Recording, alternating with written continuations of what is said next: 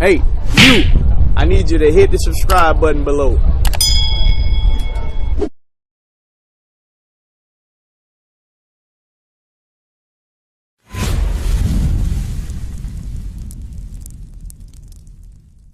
Puerto Rico. Oh, okay. Yep.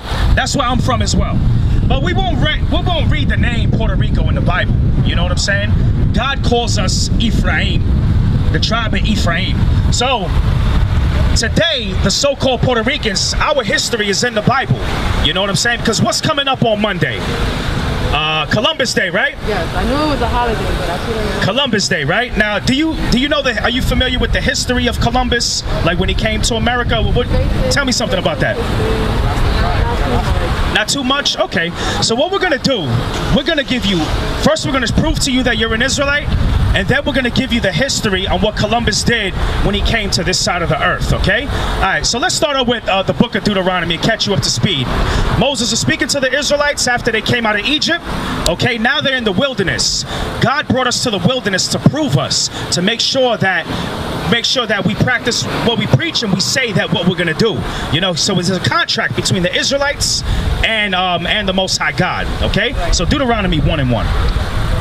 Okay, your name again is what? Diamond. My name is Eladah. Okay. The book of Deuteronomy, chapter 1 and verse 1. These be the words which Moses spake unto all Israel. So these be the words. The words of the Bible is what Moses spake to all 12 tribes of Israel. Okay, verse 28. 28:15. I'm sorry. The book of Deuteronomy, chapter 28 and verse 15. So Moses gave them two options. He said, you'll be blessed if you keep my commandments, and you'll be cursed if you break my commandments. Based on what we see in the world today, would you say that the Puerto Ricans are a blessed people or more towards a cursed people? We're blessed certain areas, you know what I'm saying? Like our lands are blessed, you know, that's why you get a lot of tourists in the land of Puerto Rico, you know what I'm saying? But overall, the Puerto Rican people, we see all the hurricanes that's been going on back to Maria. We see God bringing destruction to the Puerto Rican people. And not only the Puerto Rican people, all 12 tribes. But we're dealing with the Puerto Ricans right now because I want to prove to you that Puerto Ricans their history is in the Bible. Okay, so this is what Moses said to them. Go ahead. The book of Deuteronomy, chapter 28 and verse 15. But it shall come to pass, if thou wilt not hearken unto the voice of the Lord thy God. So when it says it shall come to pass, that's a future prophecy that will happen, because this was written over 3,000 years ago, and what we're about to read took place starting in 1492 when Christopher Columbus came over here, all the way up until 1619 when the blacks came to this side of the world. Go ahead. To observe, to do all his commandments and his statutes which I command thee this day. So he said we have to observe and to do God's commandments. So we observe the commandments because if we want to know about the commandments of God, we have to go to the Bible. So we observe it by reading it, and then we have to actually apply it. You know what I'm saying? That all these curses shall come upon thee and overtake thee. So a curse, is it something good or is it something bad? By default, what would a curse be? It'll be bad, right? So Moses said, if we don't listen to his voice, to observe and to do all his commandments, curses are going to come upon us, all right? Now, give me verse 46. Because now, there's a significance behind these curses, all right? And I want to show you that. Deuteronomy chapter 28 and verse 46. And they shall be upon thee for a sign. So these curses that we just read are going to be upon us for a sign. What does a sign help us do? Sign helps us visualize, right? Visualize, you're able to see something. So, as we see these curses right here, we see that the northern kingdom of Israel would be known as today as the so-called Hispanics. And these curses that we see here, do we see anything good happening to these people? It's all bad, right? So these are some of the curses that came upon the children of Israel, the blacks and Latinos, because this side is the southern kingdom of Israel, which we would know as the Morenos today, for lack of better words. So this is what happened to them, and the same thing happened to the northern kingdom of Israel, okay? So these curses are going to be upon us for a sign, as you said, to visualize, to help us who are the Israelites today in 2020, all right? And for a wonder upon thy seed forever. Because we're wondering, why is it always a white police officer always gunning down a black man?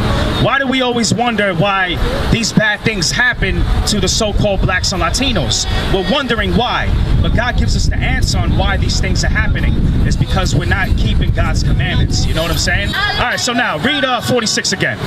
Verse 46, and they shall be upon thee for a sign and for a wonder, and upon thy seed forever. Okay, so now I'm going to give you one curse, all right? Let me get 49. Now I want to ask you, many Puerto Ricans speak the Spanish language, right? Now, do you think Spanish is our native language? Yeah, you're absolutely right. It's not. Because remember, the word Spanish means property of Spain. When Columbus came to this side of the earth, he brought with him Hebrew translators because he already knew that our original language was Hebrew. And then once he enslaved us, we got taught this image of Jesus Christ. And along with this image of Jesus Christ, we got taught the Spanish language. Just like the blacks, they got taught English by the British, by the Englishmen. And we got taught Spanish. And it was forced upon us. We were forced to learn the Spanish language, okay? I'm gonna just bring that out in a minute, okay? All right, so I'm gonna show you a curse that is actually a curse. It's a curse to speak English and a curse to speak Spanish, and I wanna prove that to you. The book of Deuteronomy, chapter 28 and verse 49. The Lord shall bring a nation against thee from far.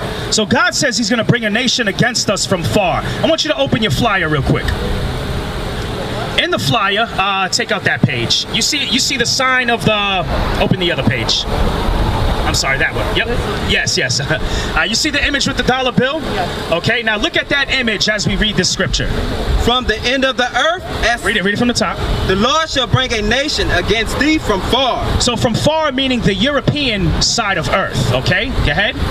From the end of the earth, as swift as the eagle flieth. As what? As swift as the eagle flieth. Now based on that image, you see those coins right there, right? And you see the back of the dollar bill. What type of bird do you see on that? The eagle, right?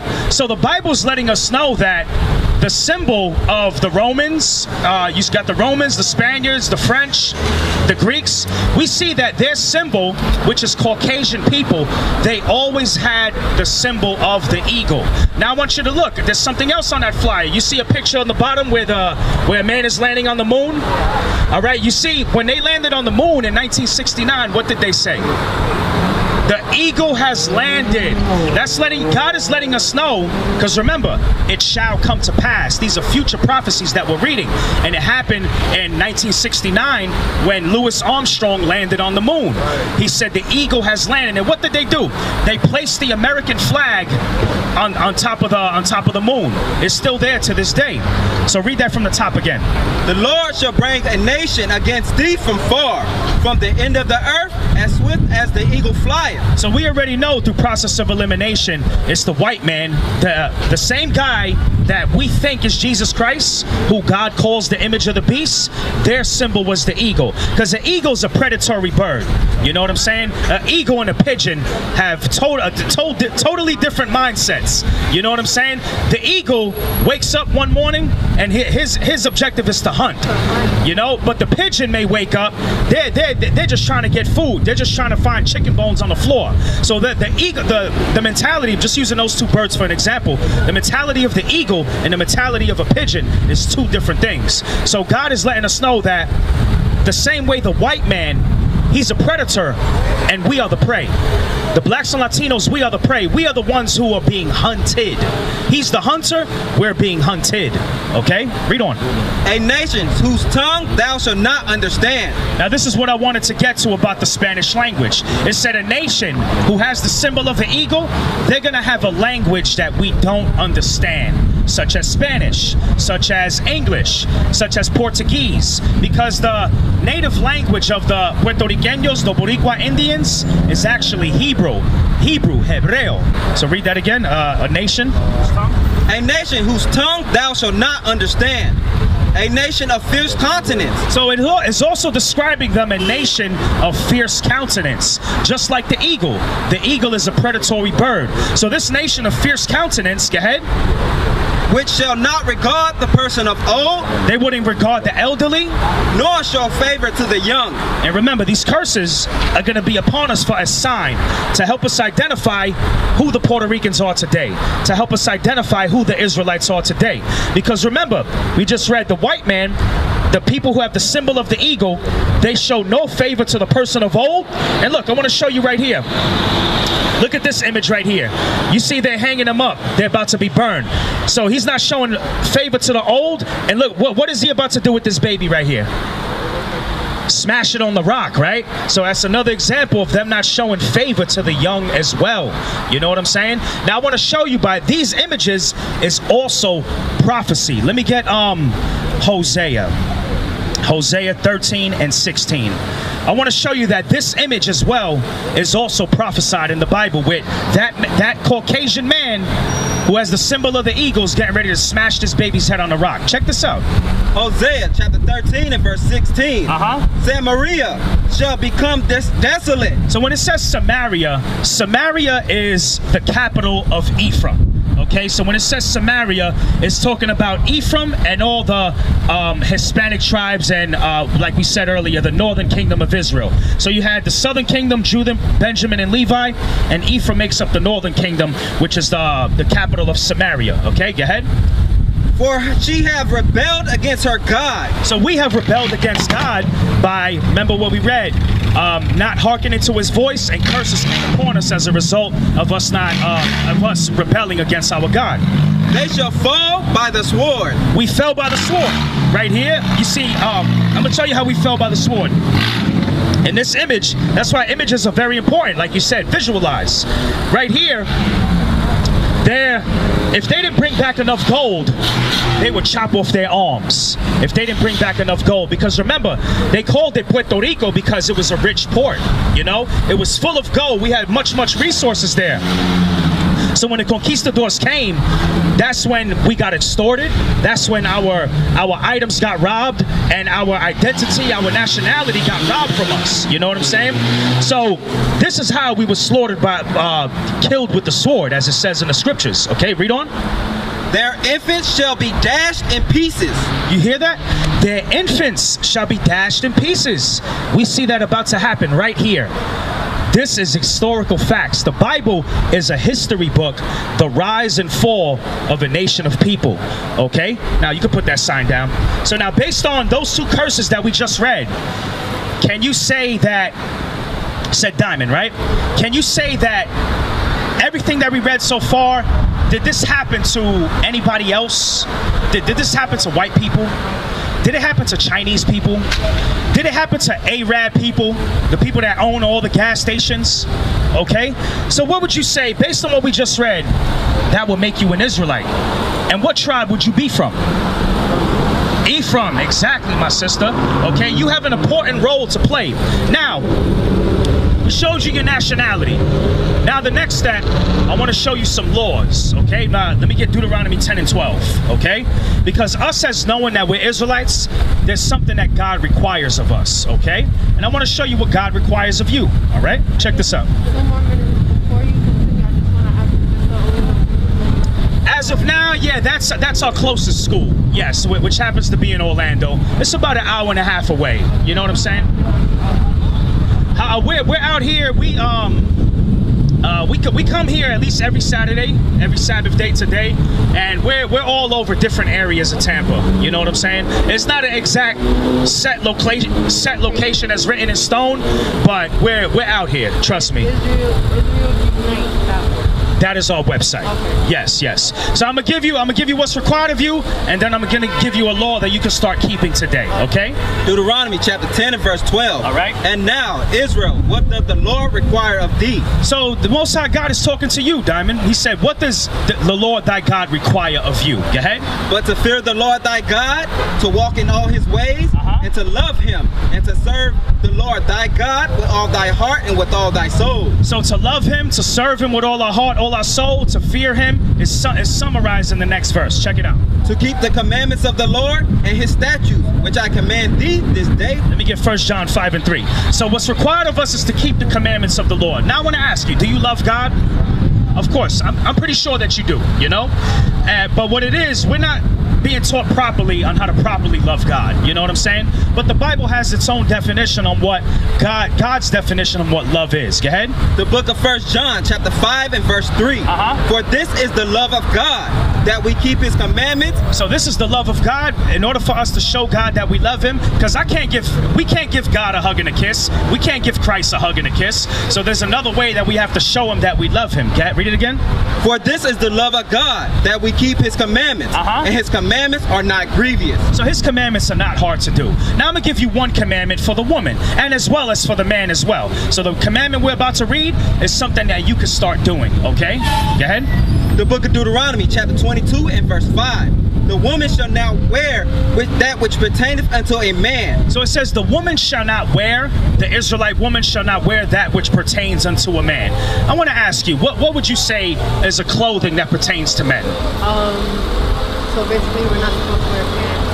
Exactly. There you go. There you go. Like those leggings that you have on, that's considered underwear. So what you have to do, you know, and if you want to show God that you love him, you got to start wearing dresses. You know what I'm saying? You got to put a dress over those leggings. Go ahead. I'll read it from the top. The woman shall not wear that which pertaineth unto a man. Go ahead. Neither shall a man put on a woman's garment. So God comes back at the men. We're not supposed to be wearing dresses. Men are not supposed to be wearing what you wear, and women are not supposed to be wearing what we wear. We look at Medea, Tyler Perry, we look at it as comedy, but God ain't laughing at that. You know what I'm saying? I'm gonna show you how God feels about it. Go ahead. For all that do so are an abomination unto the Lord thy God. Now we know abomination is nothing good. You know what I'm saying? Abomination is not a good thing. So we don't want to be considered, God doesn't want his beautiful daughters of Sarah to be looked at as an abomination. God doesn't want his, you know, sons of God, us men, to be looked at as an abomination. So one way that you can start repenting and show God that you love him, start buying dresses. Do you have dresses in your wardrobe? You do? Okay. So what we got to do, we got to wear dresses all the time, every day. You know what I'm saying? And if we wear leggings, like I said, make sure they go underneath the dress, because it's considered underwear. You know what I'm saying? Because pants was instituted for men. Okay? Do you have any questions? Right now, no, I'm really just soaking everything in. Okay, yeah. So before you leave, just give me a summary of what you learned so far in the last 10 minutes. Well, I definitely wasn't too aware that our people were going through, trauma as well. Right. Because it was always focused on slavery with the blacks, right? Americans, Yeah. So that is the light, which is why I want to look more into it. Okay, you seem like a smart sister, and trust me, the Hispanics were actually enslaved before the blacks. The Hispanics, when Christopher Columbus came here in 1492, that's when he came with the Christian cross. He came with the Bible, because remember, he came with peace. And then that's why, you know, many of our people ignorantly celebrate, and we used to celebrate Thanksgiving as well. You know, we wasn't born with the Bible in our hands. Somebody had to teach us as well. So, but people today ignorantly celebrate Thanksgiving, not knowing that we're celebrating the bloodshed of over 77 million of our Native American brothers, which would be from the tribe of Gad. You got the tribe of Gad and the tribe of Reuben, the Seminole Indians and the Native American Indians, because we was already on this land first. Because the lie is that Christopher Columbus discovered America, but no, there was people already here. You know what I'm saying? And when he came, that's when in 1492 he enslaved the Hispanics and took them on shiploads over to Spain, and then they killed so many of us off. They was like, damn, we need more slaves over here in America. So that's when they got the blacks in 1619 off the west coast of Africa to come serve hard slave labor in this land of America. You know what I'm saying? So, any other questions? Are you that much in a rush, or you got time, another 5 minutes to bring out some history? You do? I got you. Okay, okay. But like I said, yeah. I'm gonna look into it. Yes. Online, and if I have time to actually go to Orlando, Oh, that'll be great, my sister. And yo, when you come to Orlando, you're gonna see an example of righteous women. You know what I'm saying? Because all of us, you know, we're married men. We have wives, we have children, you know, and our wives wear dresses. You know what I'm saying? And when Lord's will, when you come to the school in Orlando, you're gonna see that righteous example, and they're gonna treat you like family. I'm always open to more enlightenment. All praises. Are you married? I'm not married at the moment. Do you have a boyfriend? You do? Okay, so before you go, Exodus 22:16, okay? Because now, that man is something. Now, if you have a boyfriend, because there's no such thing as boyfriend and girlfriend in the Bible. So that man, if he really looks at you and he really wants to make you his wife, because if you don't mind me asking, are y'all laying down together? Okay, so this is a commandment for the man if he lays down and has sex with a woman. Go ahead. The book of Exodus, chapter 22 and verse 16. Go ahead. And if a man entice a maid that is not betrothed. So your boyfriend has enticed you. In other words, he spoke the right words, you know what I'm saying? That y'all was able to make a social connection with each other, and that is not betrothed, meaning that you're not engaged to anybody else. This is what he should do with you if he looks at you as someone who is valuable. Go ahead. And lie with her, he shall surely endow her to be his wife. That man has to make you his wife, okay? Because you can't just run around. You'll be 50 years old and still somebody's girlfriend. Nah, you're worth more than that. The daughters of Sarah are worth more than that. You know what I'm saying? Because guess what? Let's say he gets unhappy and he leaves. You know, now you're stuck with a baby. You know what I'm saying? You got to go through the whole child support thing. You got to go through the whole. You already know what goes down in the society of the blacks and Latinos, and you don't want to fall victim to that. You want to make sure if you get this man, you want to make sure that this man marries you. Well, that's my goal. So okay. So y'all been talking about getting married? Well, we're still fairly fresh into the relationship. Fresh into the relationship? Okay. It's been a year, almost a year. Been a year? Okay. But we have, spoken about the future. Okay. So we haven't been too in-depth. SIRACH 6 and 7. Yeah. But we have mentioned it. Okay. Now there's a process, because when a man meets a woman, or when a woman meets a man, there's a process that we have to take, because marriage is a big thing, and marriage is not upheld in society as it should be. You know what I'm saying? People respect more boyfriend and girlfriend than husband and wife. But I'm gonna show you the steps that we have to take when we are looking for a spouse. I'm gonna let you go. I'm sorry. Yeah. The book of SIRACH, chapter 6 and verse 7. If thou wouldest get a friend, prove him first. So the Bible said if you're going to get a friend, if you're going to get a companionship, a man that you may have plans on being with for the rest of your life, you have to prove him first. Verse 17, this is how we prove him. Verse 17, whoso feareth the Lord shall direct his friendship aright. Who shall fear the Lord? Remember, we read the fear of God is to keep his commandments. Who shall fears the Lord shall direct his friendship aright. So now when you're making your selection in a husband, you want to make sure that your husband is following the laws of God. You know what I'm saying? Because that's how he's going to treat you the way a wife should be treated. Make sure he's providing for his family. Make sure he's keeping a Sabbath day. Make sure he has a beard on his face. You know what I'm saying? Make sure he's taking care of his children. He's not mistreating you. You know what I'm saying? He's not cheating on you. This is the man, a godly man that you have to look for, if you choose to be with this man for the rest of your life. You know what I'm saying? So I'm gonna let you go with that, all right? Check out our information. We got a website, and we got YouTube videos we got classes on marriage. You know what I'm saying? So maybe you could sit down and watch this with him. We got hundreds of classes on marriage. All praises. All right. Thank you for your time, sis. We used to scream black power while Heron was pushed. But at the end of the day, nothing's in vain. IUIC has been given a vision. The tents of Judah has risen. Many has attempted the mission. Minor murmuring, omitting, and missing the mark. Just reading that he had the flame of fire in his eyes gave us the spark. We on Paul's mission. We out on the road, purple and gold. From Mexico, Cuba, Haiti, Ghana, Sierra Leone. 144,000 boots banging, concrete crackling. These are how men repented at heart. The scriptures is proof. IUIC, we deliver the truth.